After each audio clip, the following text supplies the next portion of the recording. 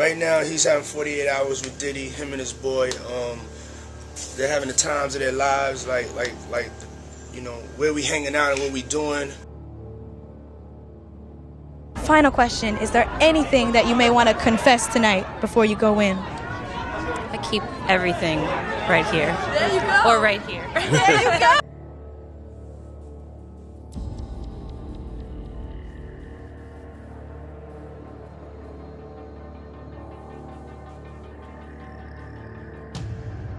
All of these big dick deviants is all catching hell in 2024. It's up for all of them. It don't matter if you Diddy or whoever you is. TG Jakes, any of them. All lies will be exposed. That's all. The criminal trial of Sean Diddy Combs began in May 2025, marking a shocking chapter in hip-hop history. Once known for launching stars like Notorious B.I.G. and Mary J. Blige, Diddy now faces federal charges of racketeering, sex trafficking, and transportation for prostitution. Prosecutors say he built an empire of exploitation behind the glitz of his music empire. At the center of it all, drug-laced, coercive sex parties, what he called freak-offs, that prosecutors say were anything but consensual. So the day one opening bombshells, the prosecution came out strong. They painted Diddy as a predator, someone who used his fame, wealth, and employees to trap women. The most gut-punching moment, the jury was shown hotel surveillance footage from 2016, where we can see Diddy slamming and kicking Cassie, his ex-girlfriend, an R&B artist, in a hallway. The courtroom fell silent. Cassie watched without flinching. And what made it worse, Diddy's team allegedly tried to bribe hotel staff with a $100,000 cash payoff to make the footage disappear. The man who saved it, hotel employee Johnny Flores, testified that he feared no one would believe him otherwise. Then came Daniel Phillip, a former male escort hired for those freak-off parties. He said Cassie herself invited him dressed in red lace, an outfit Diddy had instructed her to wear. Phillip said the encounter felt like a movie set. Diddy was directing every move, even down to how much baby oil to use. And then Phillip said he heard Diddy yank Cassie by the hair and drag her into another room. He didn't see what happened, but he heard her scream. When Diddy came back out, he was holding Phillip's ID card. He took a picture of it, a silent threat. I know who you are. The day 2 and 3 is where Cassie's testimony begins.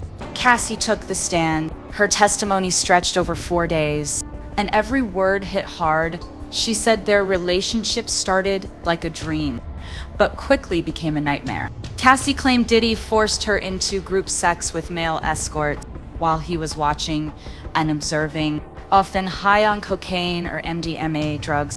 I didn't want to feel it, she said. She needed the drugs to mentally check out. She spoke of black eyes, cuts, threats. She said Diddy filmed many of the encounters and used the videos to blackmail her. He told me I'd look like a slut to the world. She testified. He said he'd ruin my career if I left. The day 4 of the trial was when the defense goes on offense. The defense struck back hard. They read Cassie's old texts aloud, messages where she seemed to flirt, even enjoy what was happening. One line, pick the nastiest one for me. Cassie responded calmly. I was conditioned, she said.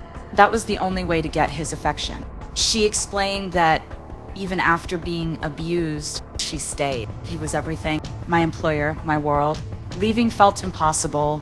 They brought up her $30 million lawsuit, suggesting she had financial motives. But Cassie pushed back. I settled to move on, she said. I'm testifying now because it's the right thing to do. Day 5 introduced a new witness in shocking evidence. On Friday, things escalated.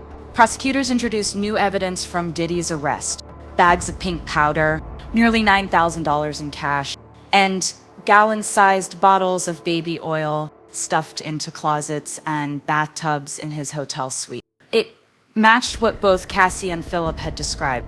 But that wasn't the biggest shock. Dawn Richard, former member of Danity Kane, took the stand.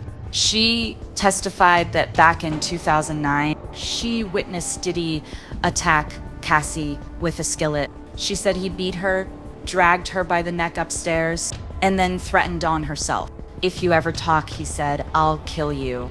The courtroom was stunned and very shocked of those exchanges. So, closing on week 1, the trial showcased a heavy portrait of control and fear in this case.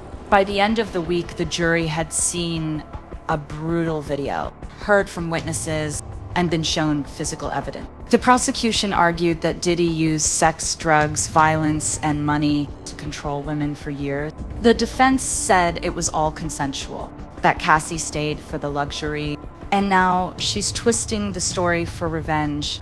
But with multiple witnesses backing the claims and every new detail aligning with the last, the image of Diddy as an untouchable icon is quickly unraveling. Whether or not the jury believes it's sex trafficking or racketeering, one thing is clear. Week 1 changed everything and marked the beginning of a dark, drawn-out battle where power, fear, and trauma will all take the stand. That wraps up the first part of Diddy's ongoing case. As the trial continues, we'll keep breaking it down simply and clearly. Thanks for watching, and make sure to subscribe and stay tuned for the next update.